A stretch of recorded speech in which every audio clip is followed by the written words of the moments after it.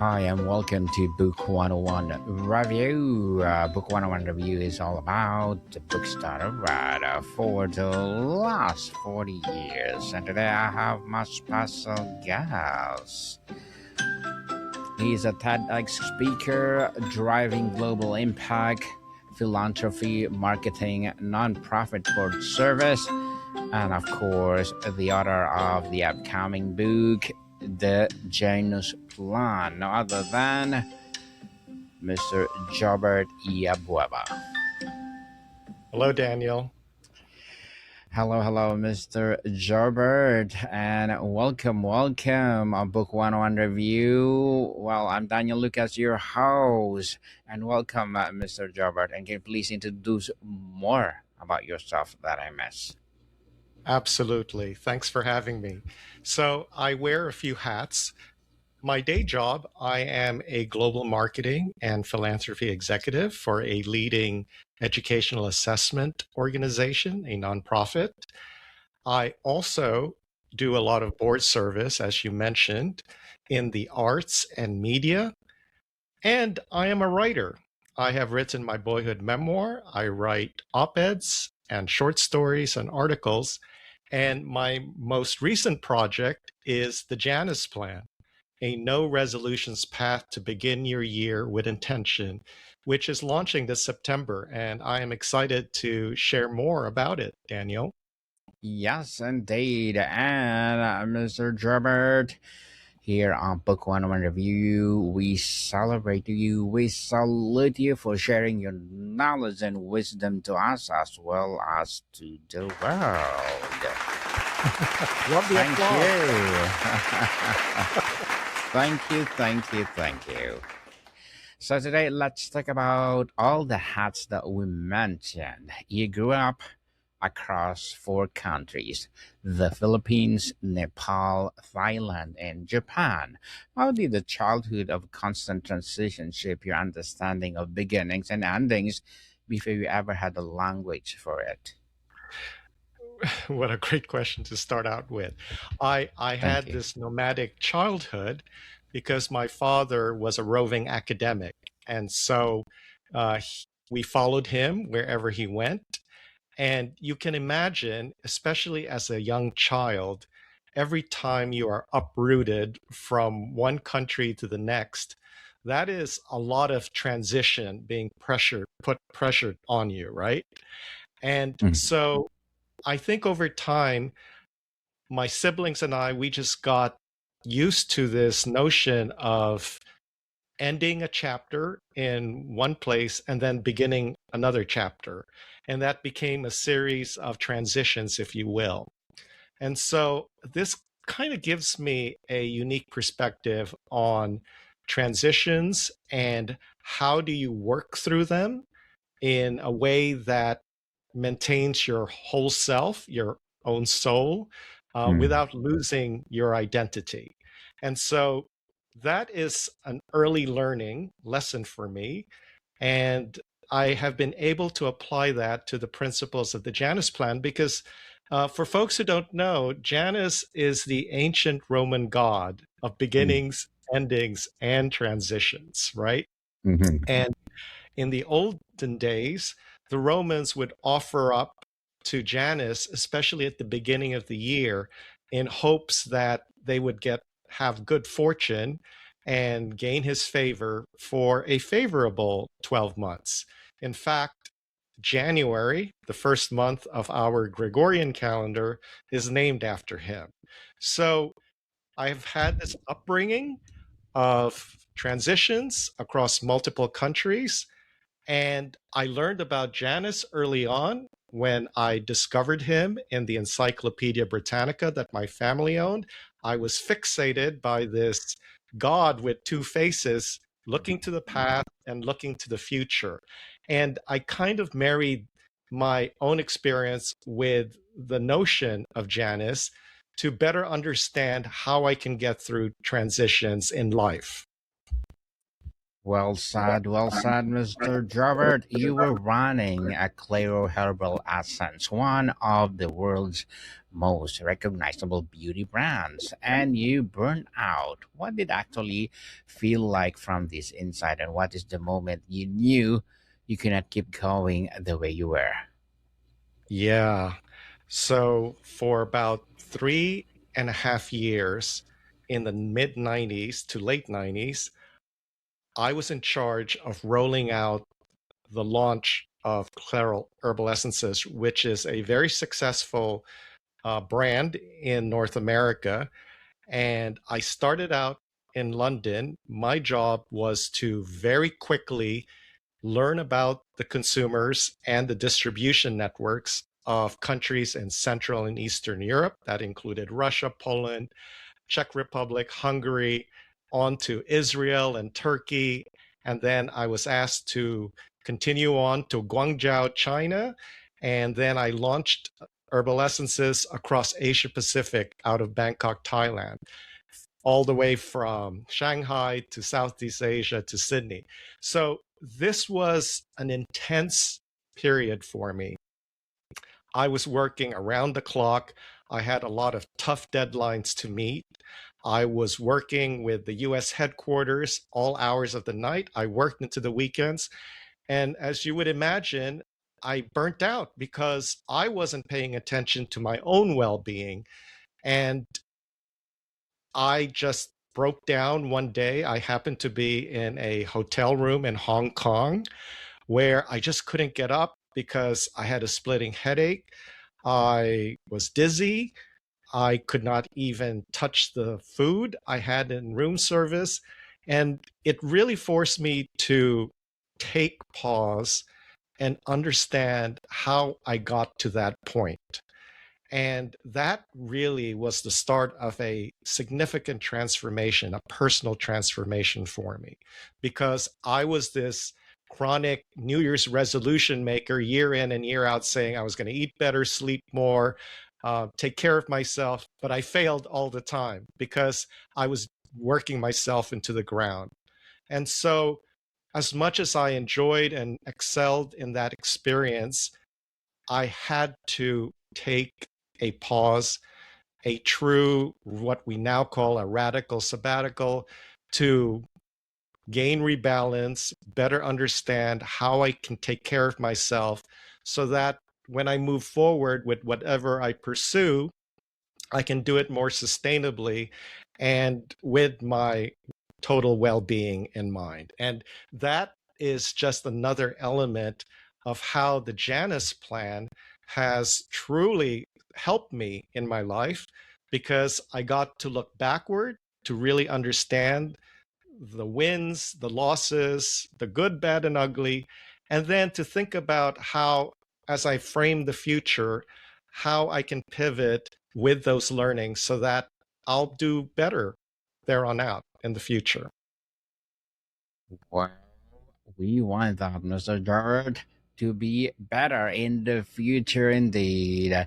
So, as you said, the Janus Plan is a name after the Roman god of doorways and transitions. You first discovered him as a boy flipping through an encyclopedia. Can you Yeah. take us back to that moment, and when did you realize that image was the framework for a book decades later? Yes, yes.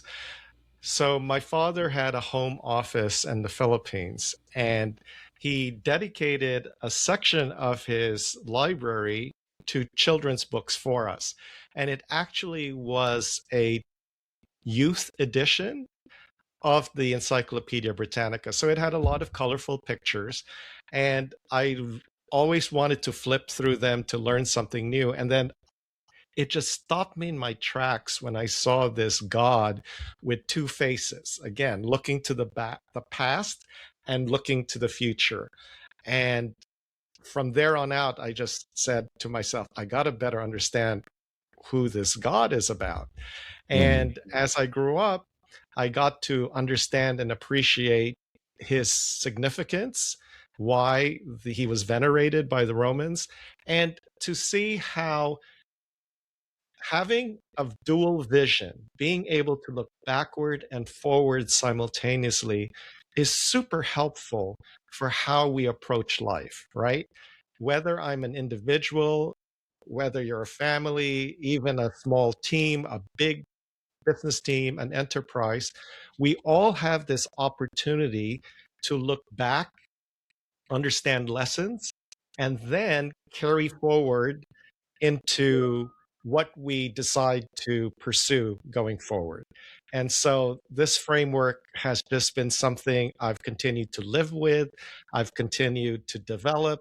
In fact, in the book, I offer a number of prompts and exercises. A lot of them are a lot of fun for how we can really understand the last 12 months before we figure out what goals we want to pursue in the new year. That's interesting, Mr. Jobert.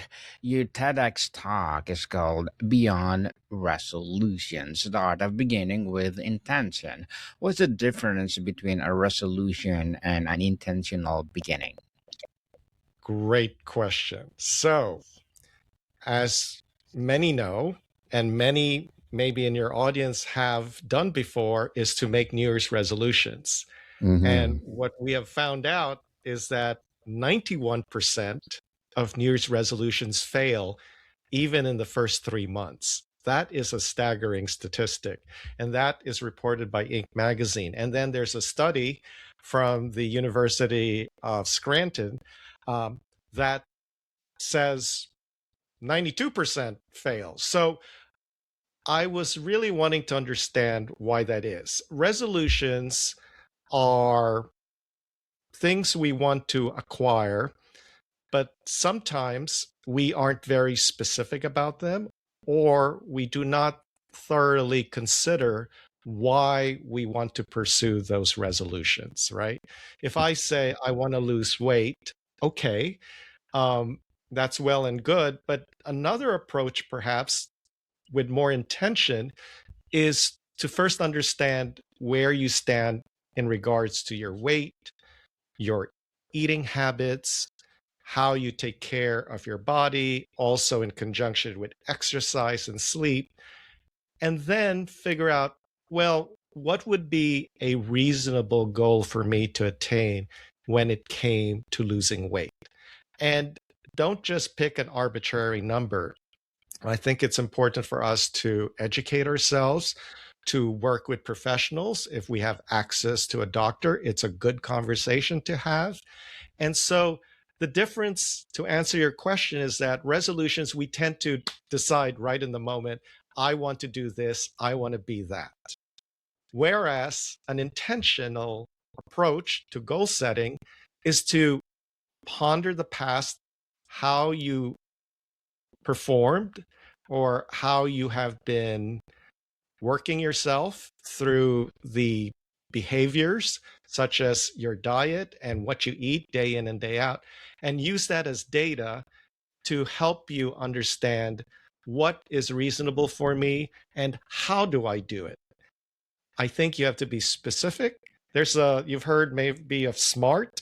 It's an acronym for the kind of goal setting we want, intentional goal setting, which is specific. We want it to be measurable. We want it to be achievable.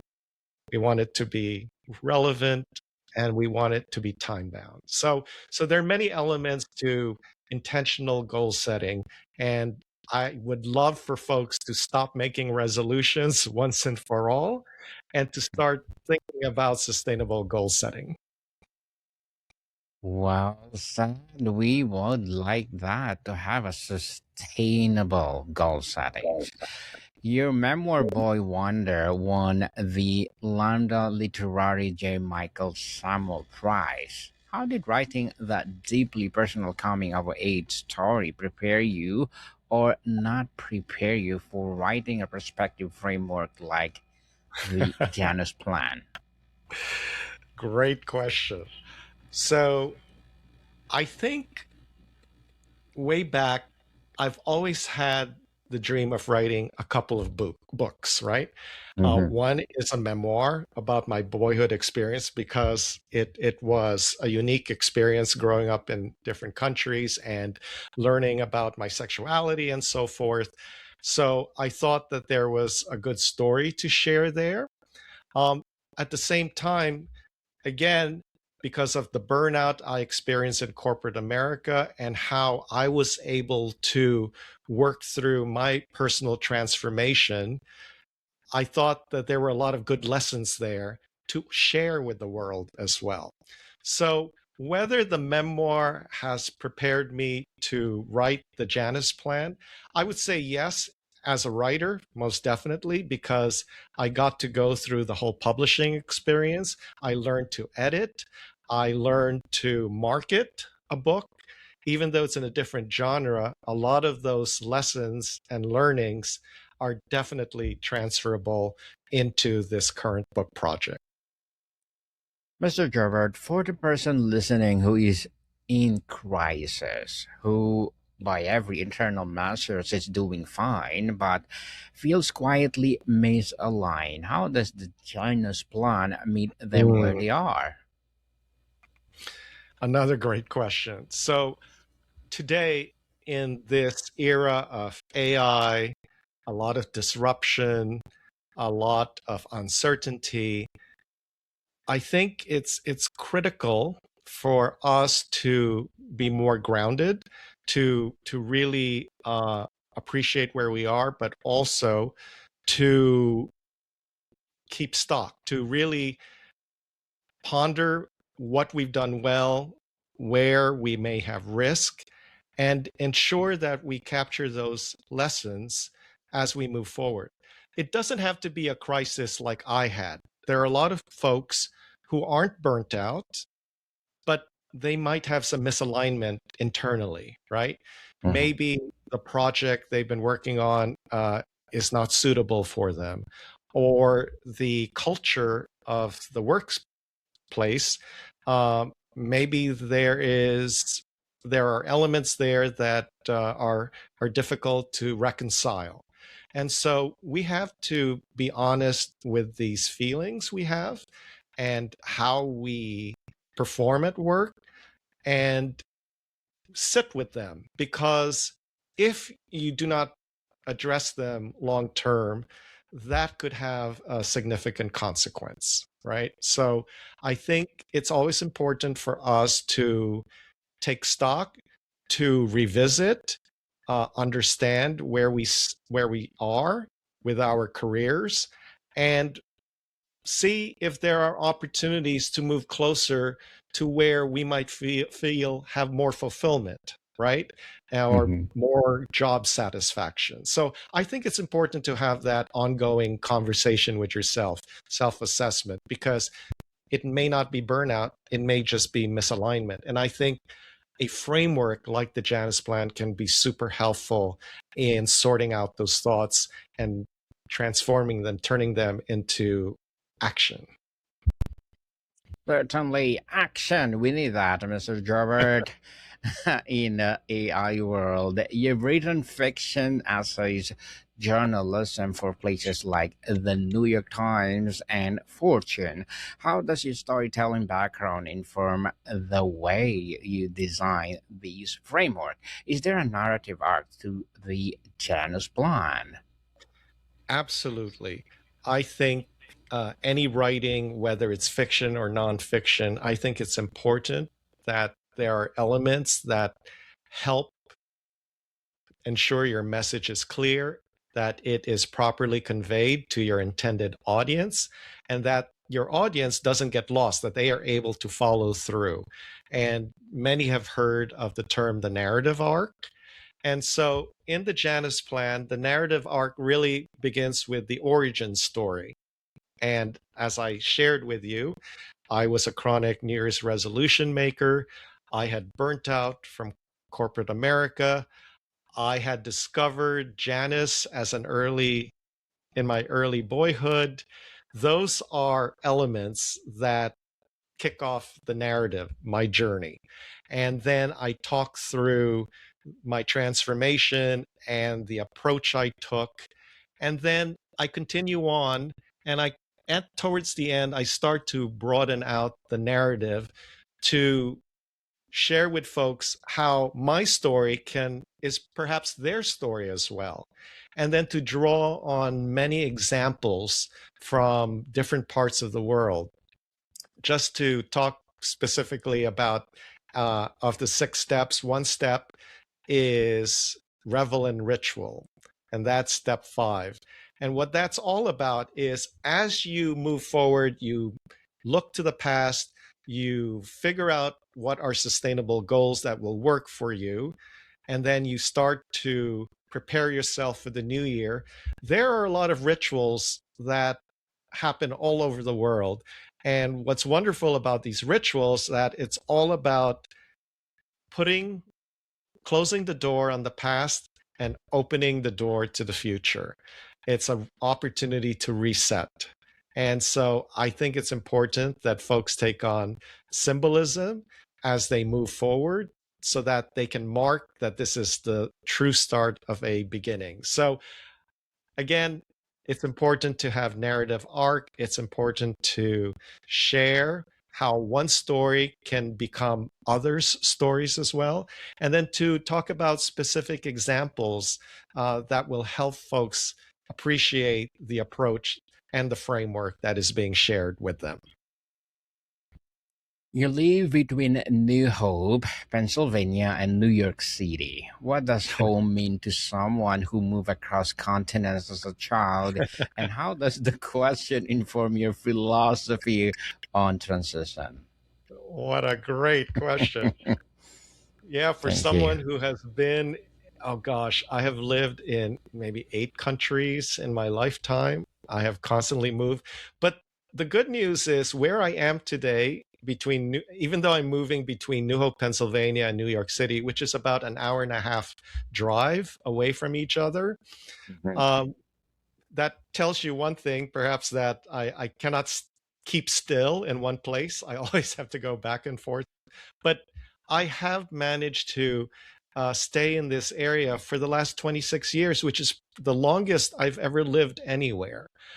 Um, so this is definitely home, but I don't want to sound corny, but I have to say home is where the heart is. It's where Mhm.